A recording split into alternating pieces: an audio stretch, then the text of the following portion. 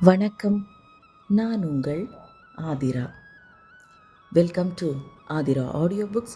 ராதையை கண்டு கொண்ட Kannan season 3 chapter 31 என்ன நடந்ததுன்னு பார்க்கலாமா? ராதிஷாவிற்கு சந்தோஷமாக இருந்தது. அந்த அரை இருட்டில் மெதுவாக கண்களை திறந்து அவனை உற்று நோக்கினாள். அவன் முகம் அடையாளம் தெரியாதபடி அவன் மேக்கப் போட்டு இருந்தாலும் அவளால் மிக சுலபமாக அவனை அடையாளம் கண்டு கொள்ள முடிந்தது. பல ஆண்டுகளாக அவனது நினைவுகளில் உழன்று கொண்டிருந்தவள் அவனை பார்த்த முதல் நாளிலேயே அவனை அடையாளம் கண்டு கொண்டு விட்டாள். அதை நினைக்கும் போதே அவளுக்கு பெருமையாக இருந்தது. அவன் ஏன் வேறு ஒருவனாக அவளை வந்து சந்திக்கிறான் என்ற காரணம் ராதிஷாவிற்கு இப்போது புரிந்தது. ஒரு மாநிலத்தின் முதலமைச்சர் என்ற பதவியில் இருக்கும்போது அவனுக்கான பொறுப்புகள் மிகவும் அதிகம். இப்படி இருக்கும் சூழ்நிலையில் அவனால் அவளுடன் சேர முடியாத சூழ்நிலையில் இருக்கிறான் என்பதை புரிந்து கொண்டாள் ராதிஷா. மற்றவர்கள் முன்னிலையில் அவன்தான் கியாஷ் என்று ஒரு முறை கூட அவன் ஒத்துக்கொண்டதே இல்லை. அவனை கண்டு கொண்ட பெருமிதத்தில் அவள் இருந்த நேரம் ஈஸ்வரனின் வீட்டின் முன் கார் நின்றது. சிஎம் வருவதாக சொன்னதும் ஈஸ்வரன் எல்லா ஏற்பாடையும் மிக விரைவாக செய்து வைத்தான். அவர்கள் கிளம்பிய தகவல் அறிந்ததும் ஸ்ருதியையும் வீட்டிற்கு வரச் சொல்லிவிட்டான் ஈஸ்வரன். காரை விட்டு இறங்கிய கவின் யாதவ் கைகளில் பூமாலையை அள்ளி வருவது போல் ராதிஷாவை கையில் ஏந்தி கொண்டு வீட்டிற்குள் நுழைந்தான். ஏதோ சொல்ல ஈஸ்வரன் வாயெடுக்க கவின் அதற்குள் திஷாவை படுக்க வைத்துவிட்டு வந்து விடுகிறேன் என்று சொல்லிவிட்டு ராதிஷாவின் அறையை நோக்கி நடந்தான். ஈஸ்வரனுக்கும் நன்றாக தெரியும் ராதிஷா அவனது சிஎம் கவின் யாதவ் வர்மாவிற்கு எவ்வளவு முக்கியம் என்பது. இந்நேரம் அவன் ஏதாவது பேசியிருந்தால் அவரின் கோபத்திற்கு ஆளாக வேண்டி இருந்திருக்கும் என்பதை நினைவு கூர்ந்தவன் அமைதியானான். ஆனால் இந்த காட்சிகளை பார்த்து கொண்டிருந்த ஸ்ருதிக்கு சற்று குழப்பமாகவே இருந்தது. ராதிஷா படம் பார்த்து கொண்டிருக்கும் போதே ஸ்ருதிக்கு ஈஸ்வரனிடமிருந்து ஃபோன் வந்தது. உடனே கிளம்பி வீட்டிற்கு வருமாறு. அதனால் ஸ்ருதி ராதிஷாவிற்கு ஒரு மெசேஜ் மட்டும் அனுப்பிவிட்டு அங்கிருந்து கிளம்பிவிட்டாள். ஆனால் வீடு வந்து சேர்ந்த அடுத்த 10 நிமிடத்திற்குள் ராதிஷாவை தூக்கி கொண்டு கவின் யாதவ் வீட்டிற்கு வந்தது ஆச்சரியமாக இருந்தது. ராதிஷா படம் பார்க்க சென்றது ஆதவனுடன் தானே? எங்கிருந்து கவின் யாதவ் வந்தார்? ராதிஷாவை எதற்காக இவர் கூட்டிக் கொண்டு வந்தார்? நடுவில் என்னதான் நடந்தது என்று பல கேள்விகள் அவளுக்குள் எழுந்தன. ஆனால் எதற்கும் பதில் இப்போது கிடைக்கப் போவதில்லை. ராதிஷா கண் விழித்தால்தான் ஸ்ருதியின் அத்தனை கேள்விகளுக்கும் விடை கிடைக்கும். அதே நேரம் ராதிஷாவை படுக்கையில் கிடத்திவிட்டு போர்வையை போர்த்திவிட்ட கவின் யாதவ் அவளது பால் போன்ற அமைதியான முகத்தை பார்த்து ரசித்தான். திஷா, நான் அவசர வேலையாக இங்கிருந்து கிளம்ப வேண்டியிருக்கிறது. என்னை மன்னித்து விடு. நீ கண் விழிக்கும் வரை என்னால் உன்னுடன் இருக்க முடியாது. நான் உன் அருகில் இல்லையே தவிர என் நினைவுகள் எப்போதும் உன்னை சுற்றி சுழன்று கொண்டே இருக்கும். எனக்கு கொஞ்சம் டைம் கொடு திஷா. நான் வருகிறேன் என்று கூறியவன் அவளது புருவ மத்தியில் மென்மையாக முத்தமிட்டுவிட்டு அங்கிருந்து கிளம்பிவிட்டான். ராதிஷாவிற்கு அவன் பேசியது புரியாமல் இல்லை.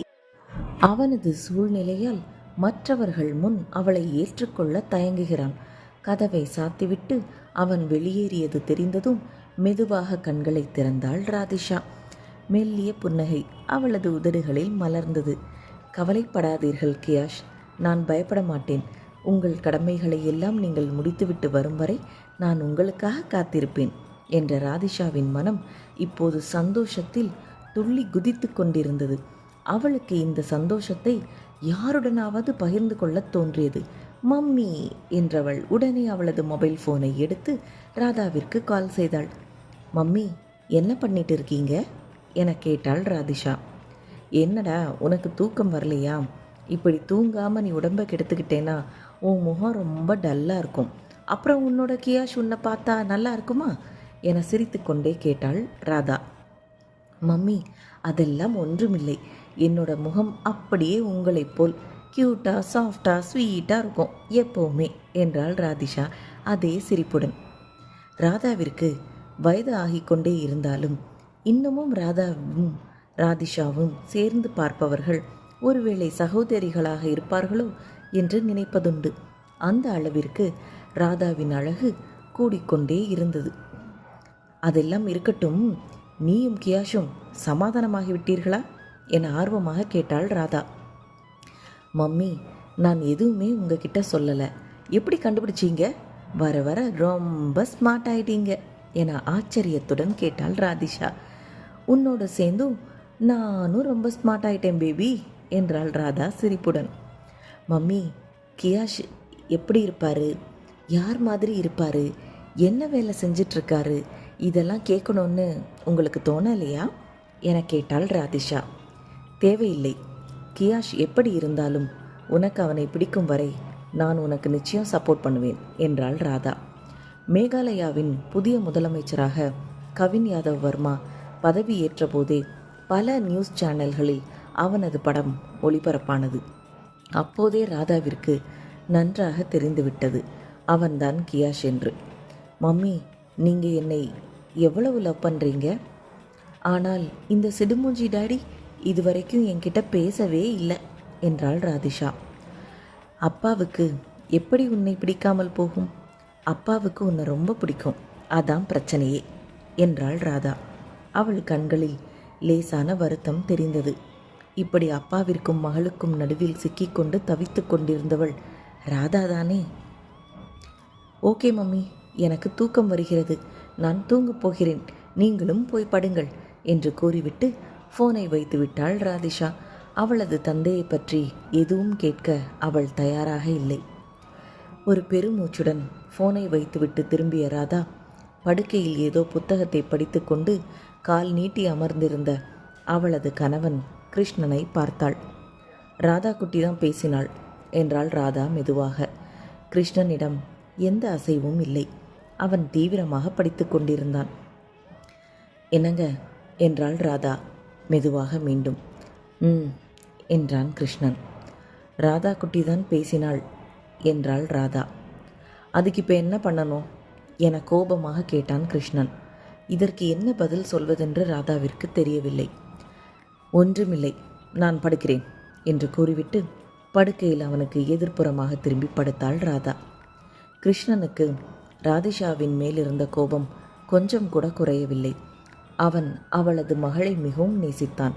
அவள் இல்லாமல் இந்த வீடு வெறிச்சோடி போய் இருந்தது போல் உணர்ந்தான்.